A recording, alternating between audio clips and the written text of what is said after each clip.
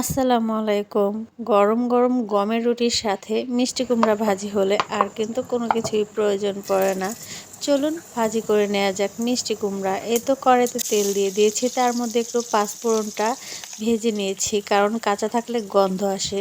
তো তারপর আমি এখানে একটা পেঁয়াজ, 5-7টা কাঁচামরিচ কেটে দিয়ে দিয়েছি। তারপরে দিয়েছি হলুদের গুঁড়া হাফ চামচ, মরিচের গুঁড়া হাফ চামচ, ধনিয়া গুঁড়া হাফ চামচ, দিলাম স্বাদ মতো লবণ। তারপর এই তো দেখেন মিষ্টি কুমড়াটা একেবারে সেম আকারের কেটে আমি ধুয়ে পানিটা ঝরিয়ে রেখেছিলাম।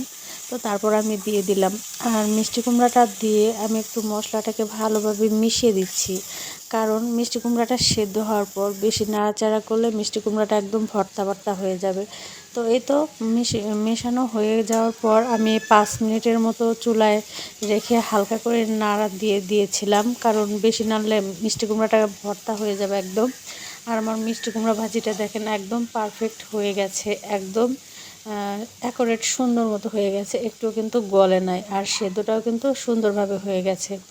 আপনাদের কাছে কেমন লাগলো এই সহজ রেসিপিটা? ভালো লাগলে একটা লাইক দিবেন, কমেন্ট করবেন, আর আমার ভিডিওটা শেয়ার করে দিবেন। আল্লাহ হাফেজ।